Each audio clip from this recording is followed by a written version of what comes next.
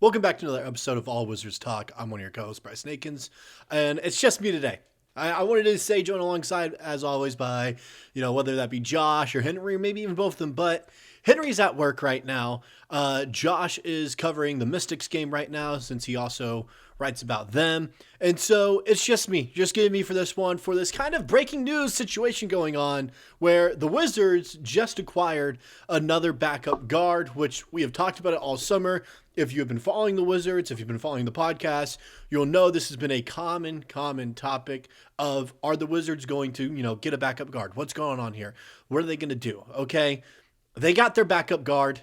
It's Trey Mann, which isn't the best option in the world. It's not a bad option, but it's not a good option. It's kind of like in that middle spot where it's like, like if you're giving it a grade for, who you just acquired, you're giving it a C grade. You pass, but it's not like you did anything superb. You passed the class, congrats. C's get degrees, but you didn't do anything to stand out. That's what the trade looks like to me.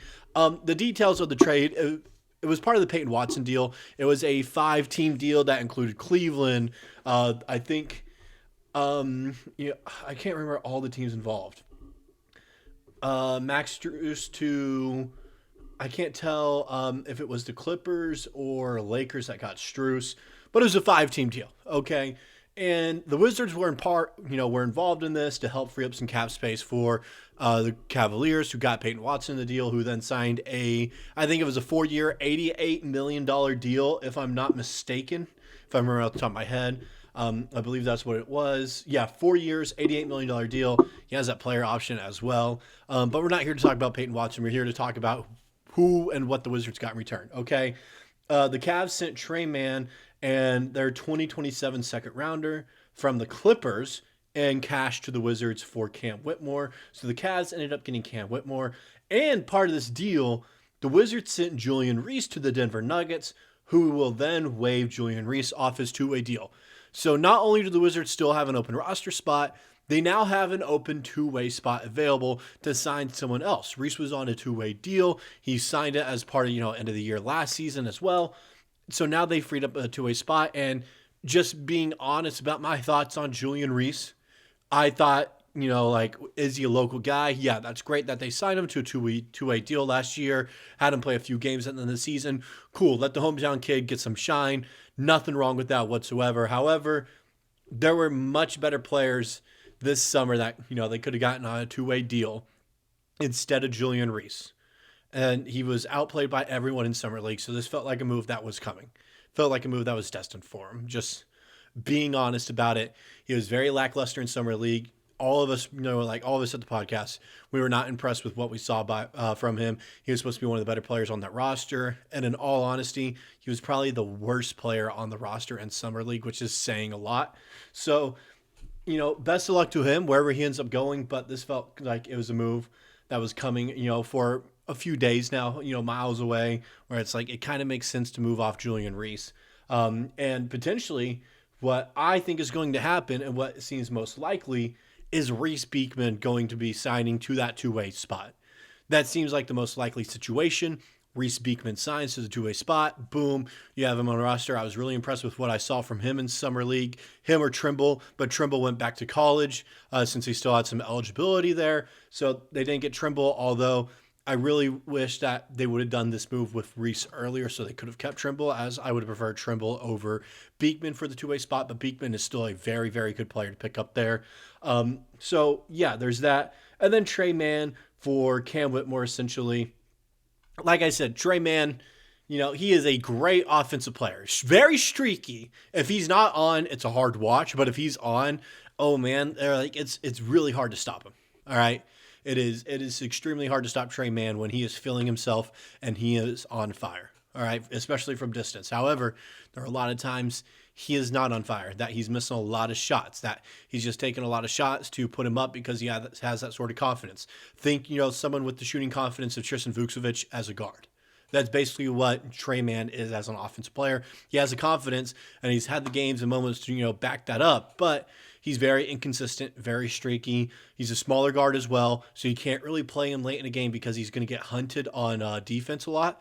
So teams will just go after him, score on him as much as possible, so it gets really hard to play him because of that. But if his offense is there, you have a really dangerous weapon in him.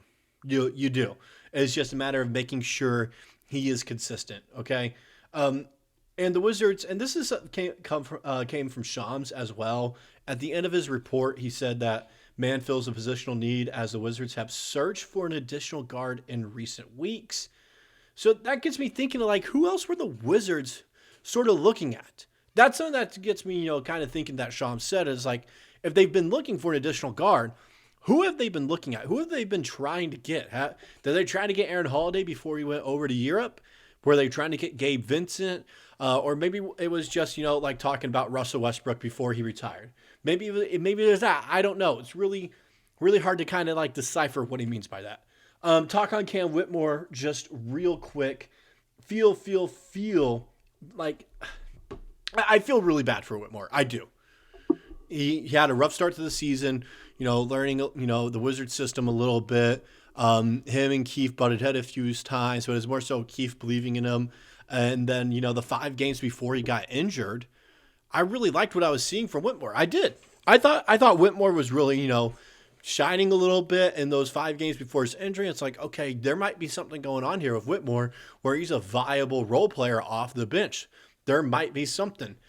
Then his injury gets him to sit out the entire season after that.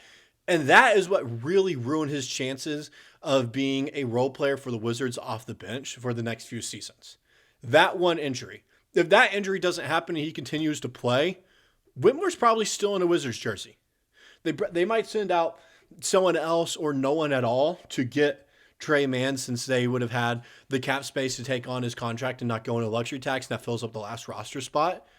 And so that's like, it's that injury. That injury really ruined Cam Whitmore's chances of being a Wizard player for a pretty long time. I say long time, at least 2 to 3 more seasons.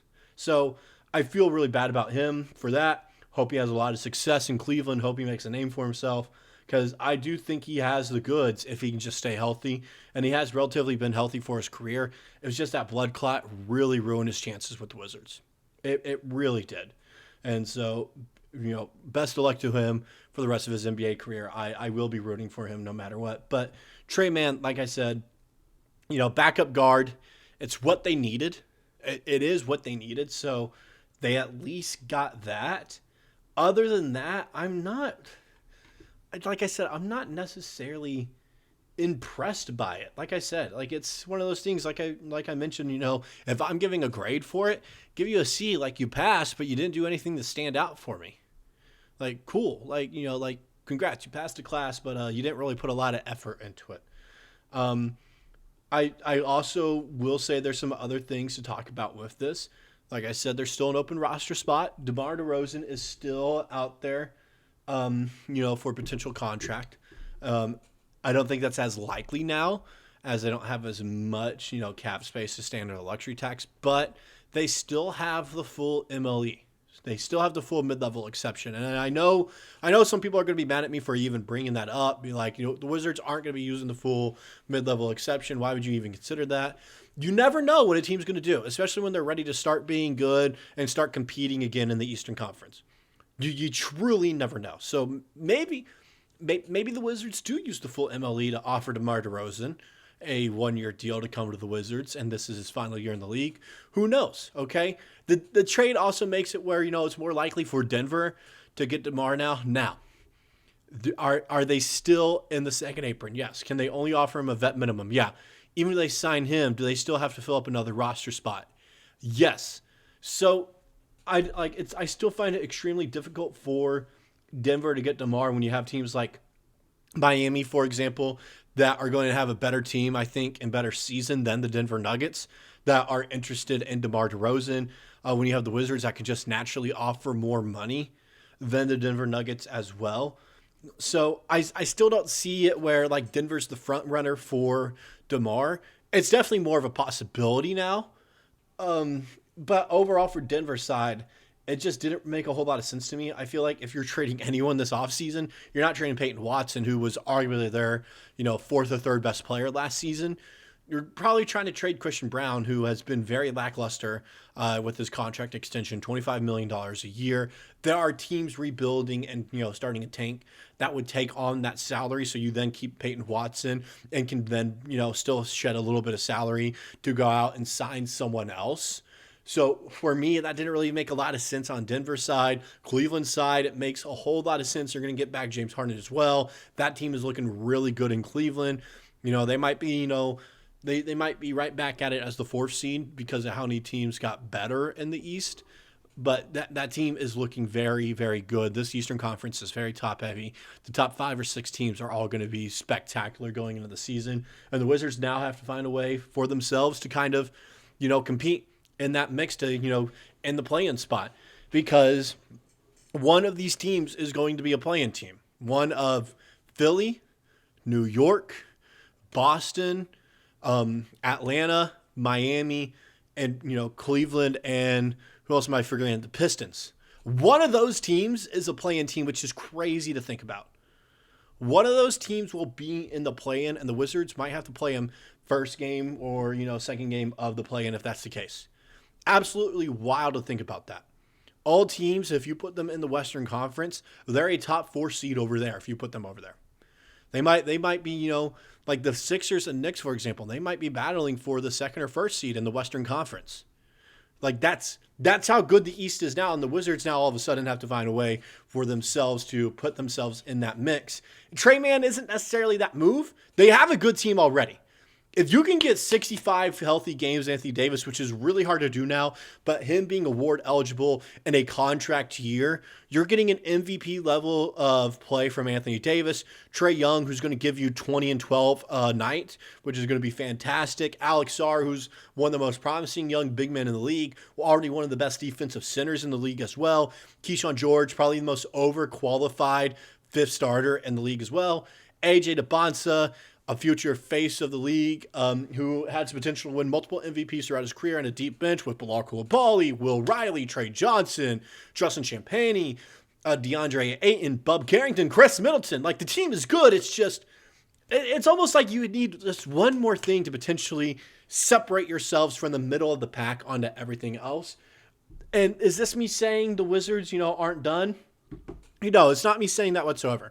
I think the Wizards are necessarily done when it comes to trades this offseason, unless they find themselves in the middle of another multi-team trade where they just get, draft capital, for example. I don't envision them, sending out or trying to acquire another player via trade. Now, I have said in the past few days in articles, on the podcast, in our group chat as well when we discuss, you didn't have to acquire, that backup guard through free agency. You could do it via trade, and they did just that. And, it was the smart thing to do when you look at the guards that are left. It comes down to who would you rather have, Trey Mann or one of Aaron Holiday or Gabe Vincent? Even though none of them are like spectacular options, I still want Trey Mann over those guys.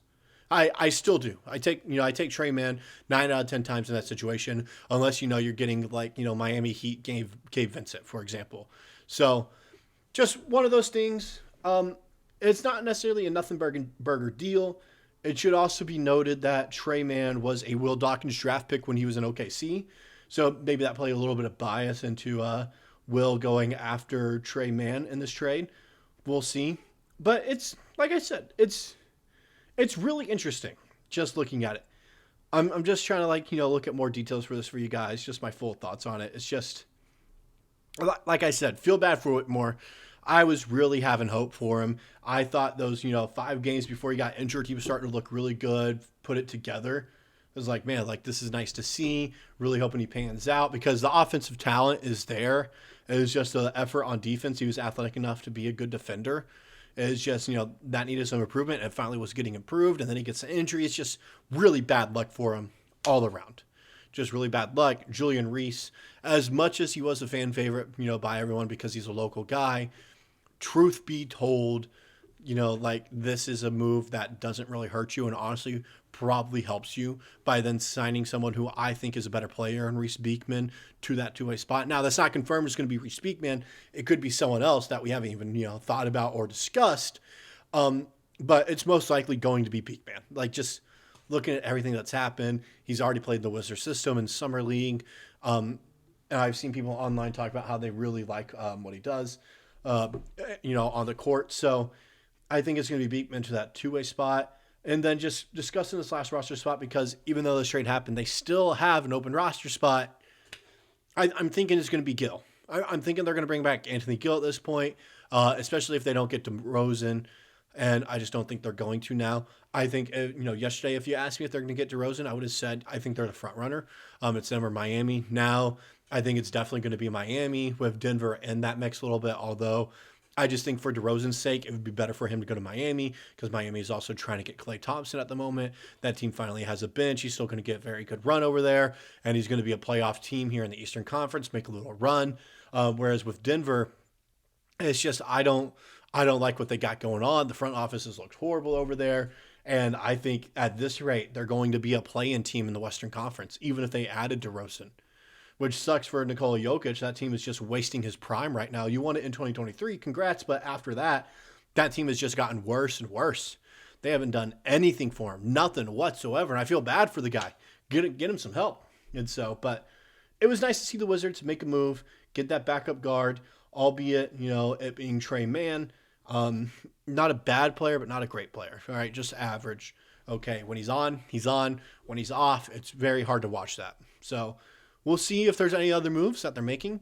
But just a quick little impromptu episode for you guys here. And I will catch you all in the next one with one of Josh Henry, maybe all three of us. And we'll catch you guys in the next episode. Peace.